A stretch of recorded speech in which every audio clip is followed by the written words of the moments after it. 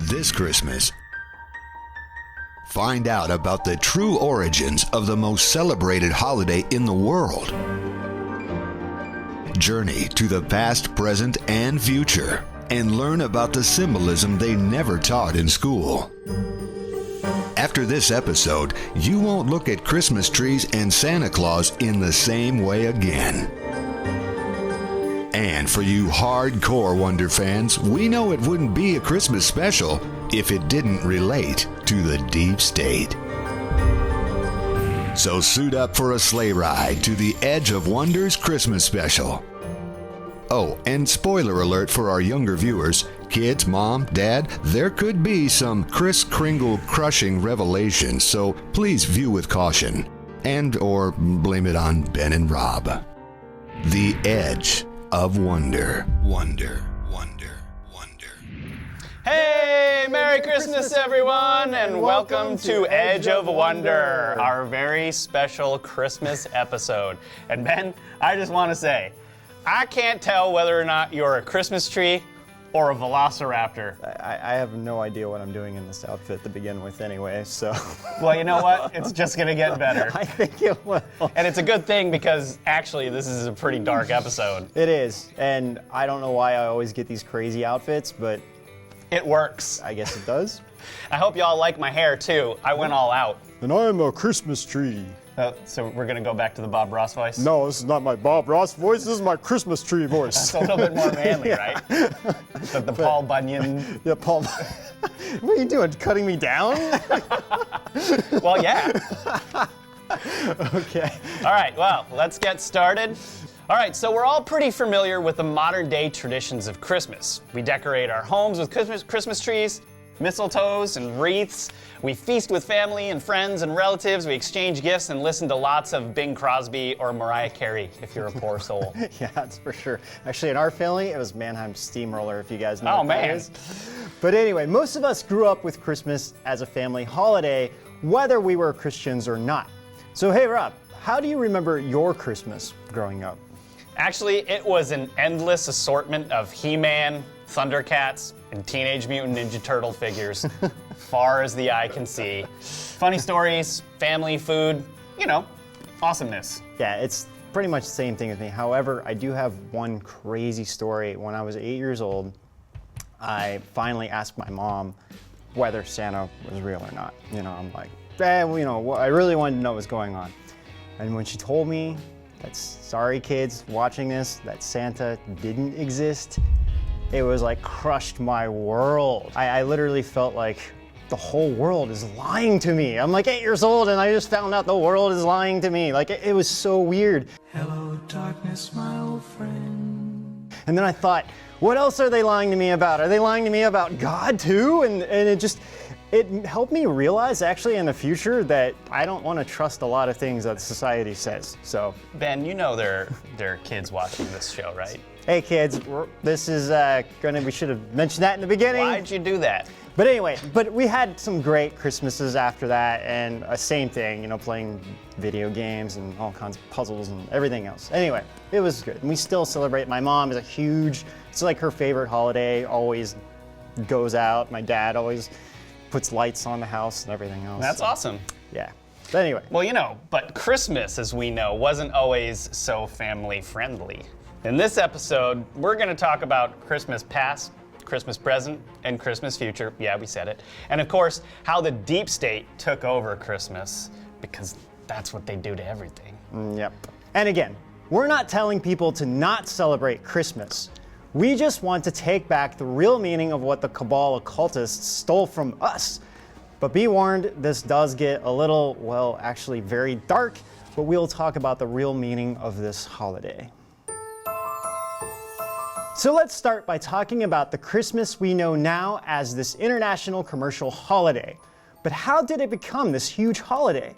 Well, in January 1863, Thomas Nast published the first illustration of St. Nicholas in the magazine Harper's Weekly.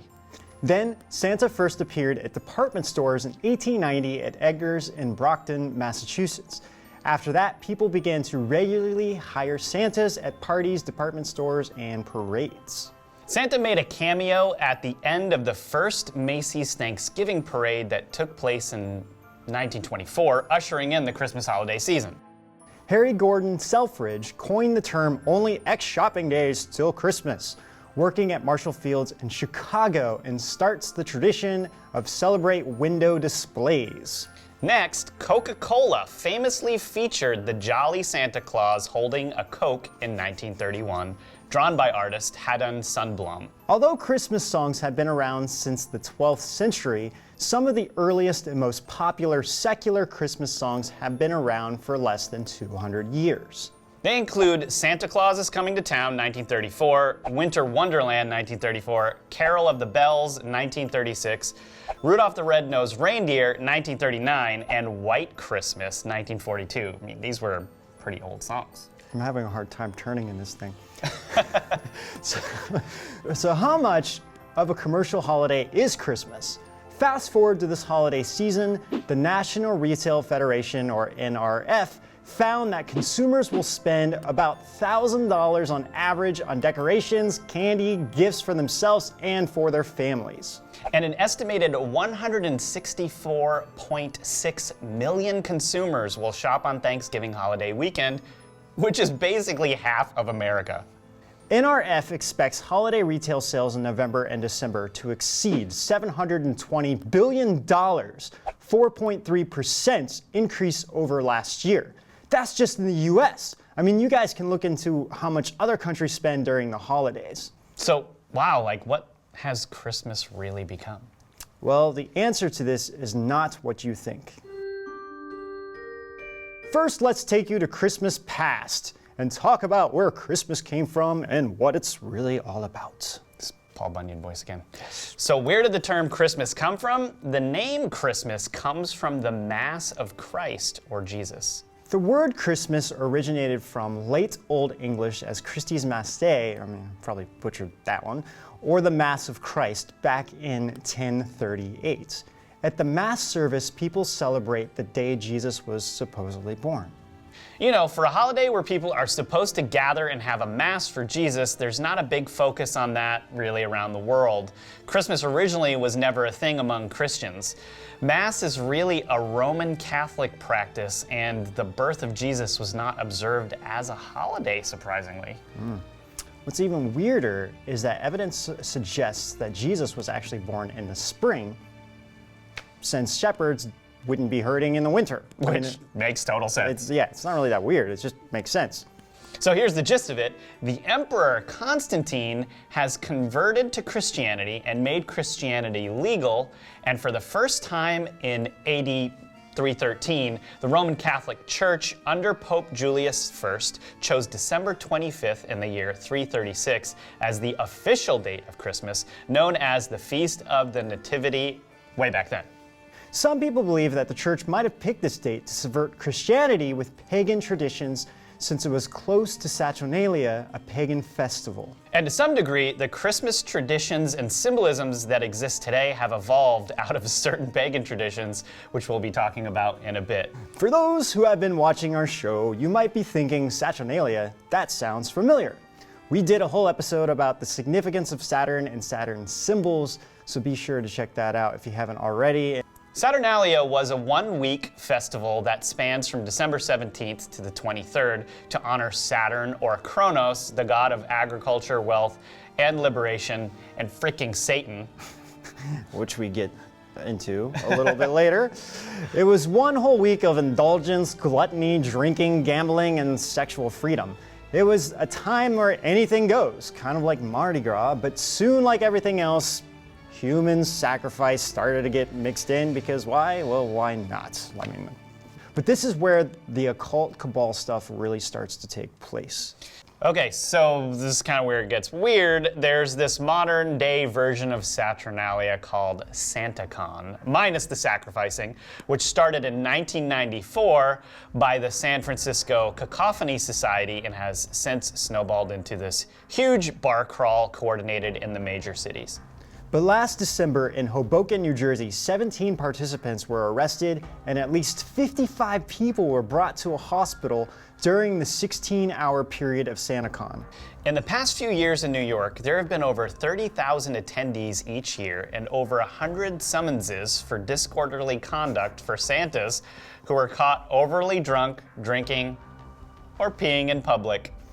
But get this, the Cacophony Society that started SantaCon also created Burning Man, the 3-day, 80-person zone trip that became the popular 8-day event with approximately about 70,000 festival goers. Just looking at the timeline of Burning Man on their website, you can see how some of the years have themes relating to paganism, like the Inferno or Hell 1996, Fertility 1997, Wheel of Time or Rebirth 1999, The Green Man 2007, Fertility 2.0, which was in 2012. Yeah, I mean, there was even a wooden sculpture from the theme Cargo Cult, where they built a flying saucer sculpture 50 feet in diameter that was supposed to have descended from the heavens to save the human race. So aside from the common themes of fertility, rebirth, and the Green Man, there's also a big focus on indulging yourself, whether it's drinking, drugs, or polyamory at Burning Man, or drinking, gambling, and sexual freedom in Saturnalia. All right, well, let's change gears a bit and go back to Christmas past. How did Christmas spread around the world? The Feast of Nativity, as Christmas was called back then, moved to Egypt at around 1432 and then to England by the end of the 6th century. By the end of the 8th century, it reached Scandinavia. The pagan traditions were celebrated throughout the years until the Puritan pilgrims came to America. The second governor of New England, William Bradford, was a Puritan. He tried to preserve the integrity of Christmas in keeping with Christian values. So he penalized anyone who was caught partaking in excessive drinking, feasting, and playing games, all things which the Puritans frowned upon. Back in England, Oliver Cromwell, the Lord Protector of the Commonwealth of England, Scotland, and Ireland during the 17th century, banned Christmas as a pagan festival, and the heathen traditions of Christmas carols, decorated trees, and any joyful expression that desecrated that sacred event. It didn't take long for these bans to lift and for people to celebrate Christmas again. In New England, Christmas traditions returned as more Irish and German immigrants came to America in the 19th century. After Cromwell's death, Charles II removed all legislation banning Christmas. Christmas was celebrated throughout the country as both a religious and secular festival.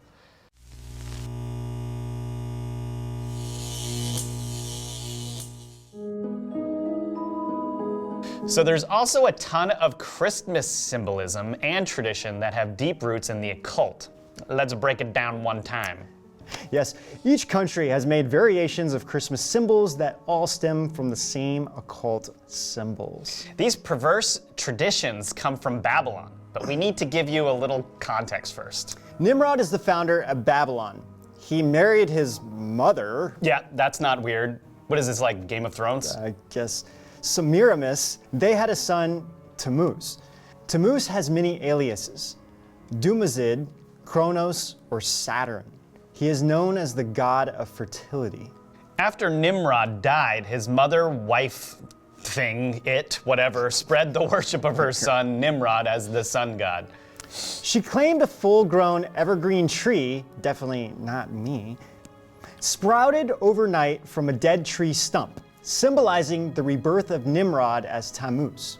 Nimrod would visit the evergreen tree and leave gifts under the tree every year on the anniversary of his birthday. Guess when Nimrod was born? December 25th. This is why December 25th is chosen as a date for Christmas, and also where they, as in the powers that were, believe Christmas tree comes from. Even the Bible itself says the idea of the Christmas tree is vain and a way of the heathen. While some Christmas trees are pretty to look at, I don't think its origins were all that pure. I think I'm pretty to look at. I think you're very pure, Ben. Semiramis positioned herself as the Babylon Queen of Heaven, and Nimrod, under various names, became the divine son of heaven. The mother and child concept became the focus of worship around the world. In Egypt, it was Iris and Horus. In Asia, Sybil and Attis. The mother goddess is ubiquitous. Aphrodite in Greece, Venus in Rome, and there are similar mother goddesses in China, Japan, and even Tibet. When Christmas was introduced, Roman pagans took their old pagan customs and beliefs and swapped them with Christian-sounding names, so it would be acceptable to Christians over time. You might have noticed the mother and child featured everywhere in paintings, sculptures, and even songs, especially during the Christmas season. For example, Silent Night contains the mother and child theme.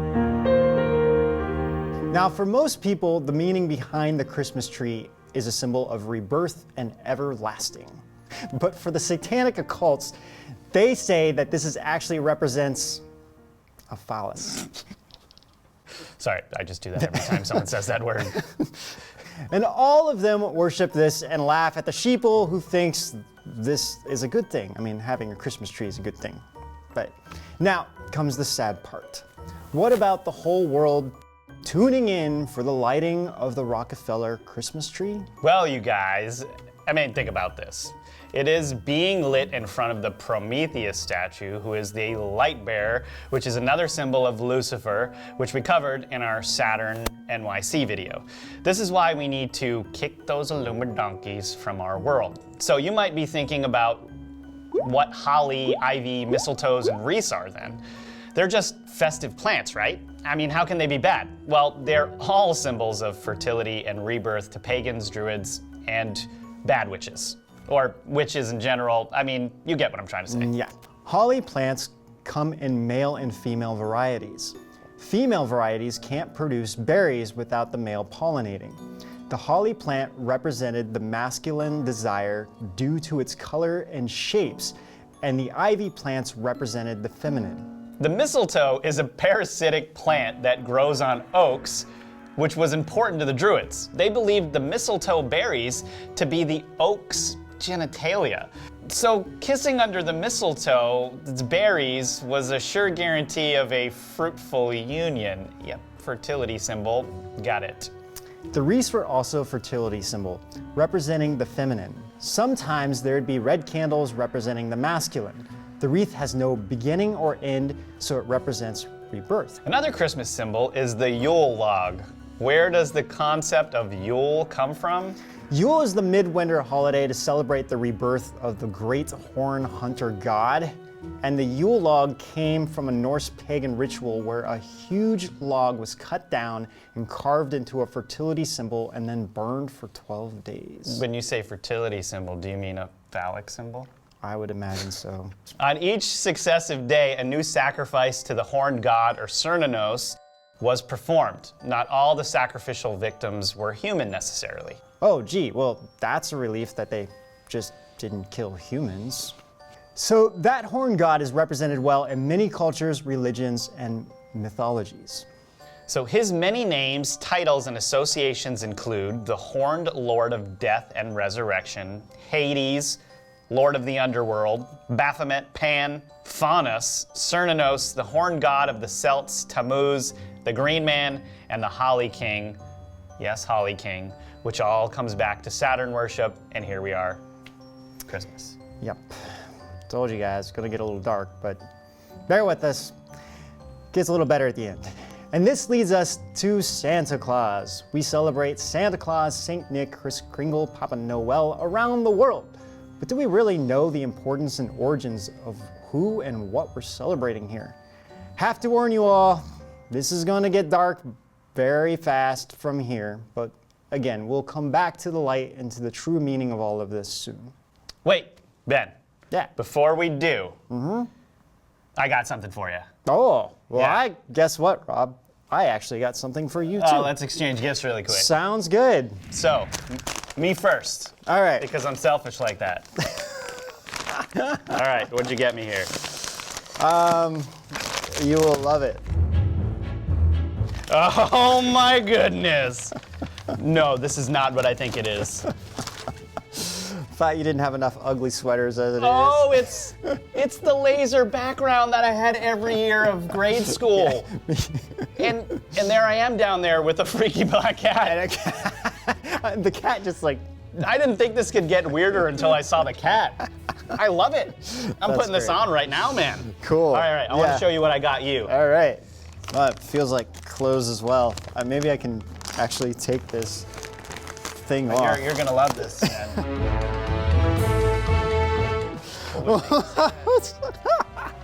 What the heck is this?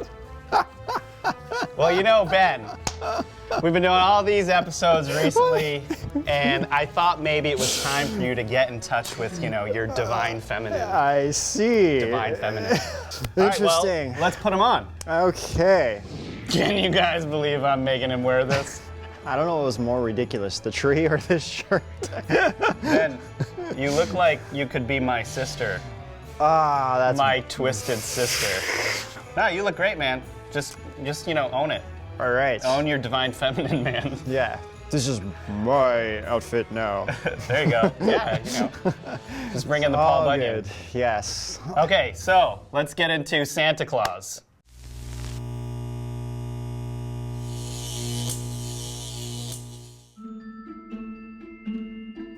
Well, the real Saint Nick or Saint Nicholas of Bari was a bishop who lived around 200 AD.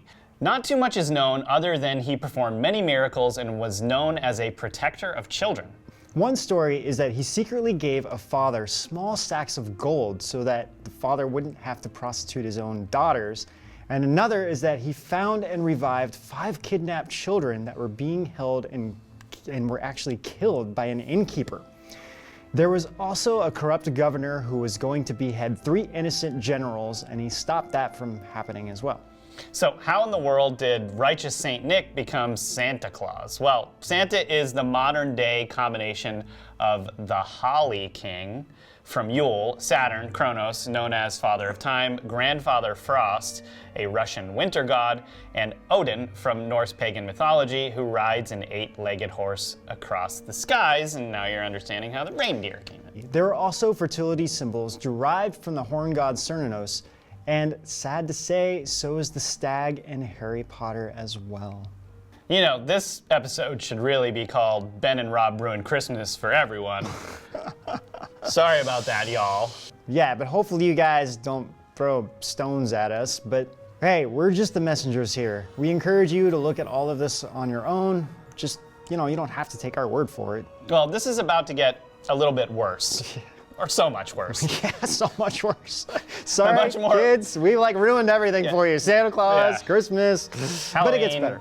Everything. I promise, we'll get better. It'll get better. Okay, the much more overt representation of the hidden meaning behind Santa comes from his German counterpart, Knecht Ruprecht, which I probably butchered, or Krampus, which meant claw. Krampus is a horrible horned devil-looking figure, often depicted carrying kids in barrels on his back, holding a whip and chains, beating kids who are bad during this time of year.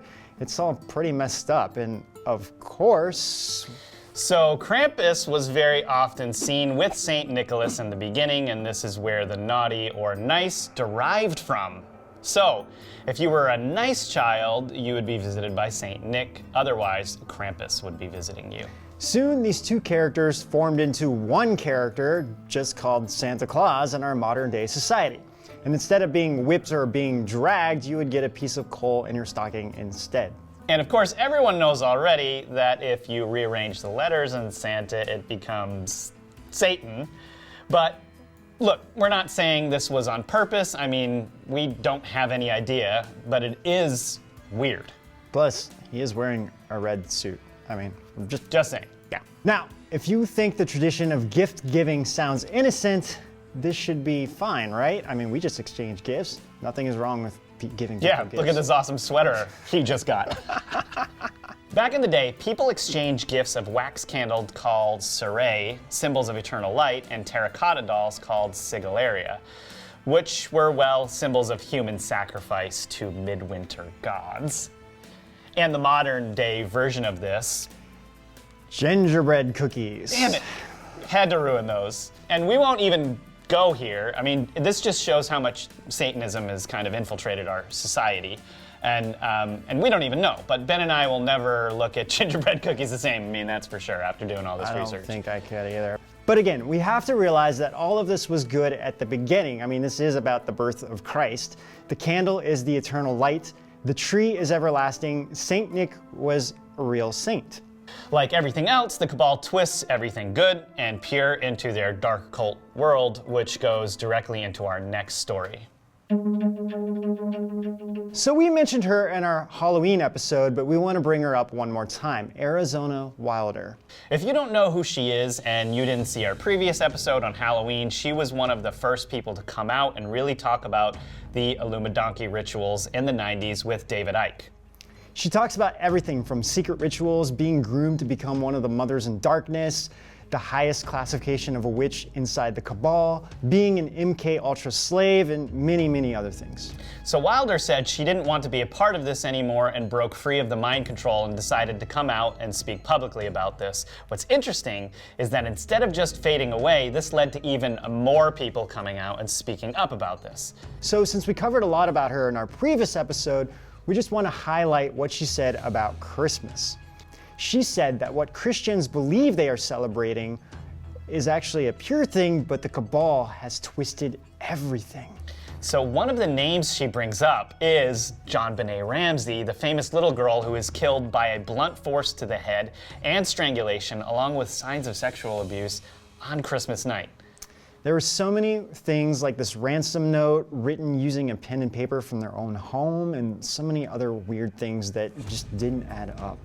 Now, since this is not a video on JonBenet, we didn't want to go into a lot of details here, but this was one of the strangest cases in the last few decades, and one that has never been solved.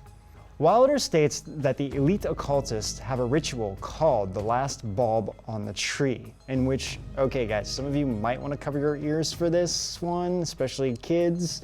So they have kids decorate a tree on Christmas Eve, and whoever puts the last bulb up is the one that is sacrificed at midnight. Wilder says that this is what happened to JonBenet, and for families who wish to become involved with the Cabal, there is always a price, and she was that price. Her father, John Ramsey, started a tech company in the 80s, which merged with other companies called Axis Graphics, and was soon sold to Lockheed Martin in 1991. About a year after her death, Lockheed sold this to General Electric for about $2.8 billion. This article states that after the national attention of the death of his daughter, he will leave the company after the transaction. So it really made us wonder, was her death over something he was working on, or did this deal have something to do with it? Now, of course, we're not saying that he's guilty of her death. No. We can't prove that. We're just saying here that there's really many weird things revolved around her death, and we would just recommend you to look into this and research this for yourself and ask those tough questions, right? If we don't ask the questions, we're never gonna find an answer. That is very true.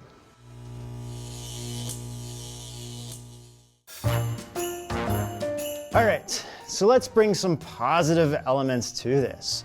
So the purpose wasn't to depress everyone for their Christmas holiday. I'm pretty depressed, Ben. I'm going down, man. But on a fundamental level, it's the one day that people who are of a spiritual faith remember why it is celebrated, because it is the birth of a divine being who came into this world. But it is also a time to cherish and spend time with family and friends and be thankful for what we have. Like, I guess I have to be thankful of the sweater that Rob gave. You should definitely be thankful for that. Also, we're not saying everyone needs to stop celebrating Christmas, quite the contrary. But it is important to take our culture back from this cabal who has twisted the meaning of everything that they find threatening.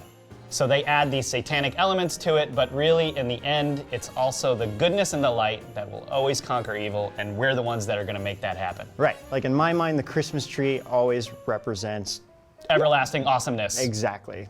Because this is a very holy day and we should be celebrating it this way, not about how many gifts we have with our name on them underneath the tree, but it is also time of coming together and encouraging everyone to be compassionate, loving, and full of forgiveness. And for crying out loud, do something selfless. And for people who are not spiritual or religious, it's really a great day to spend with family and remember the importance of giving to others. Right. Remember that the light is always eternal, but they know this, and this is what they fear, and this is why they don't want you to believe in it. Well, we hope that everyone watching this has a very Merry Christmas and a Happy New Year, and I'm gonna make sure Ben doesn't get attacked for walking outside with this sweater on. All right, you guys, and until next time, we'll see you out On the edge. Merry Christmas! Merry Christmas!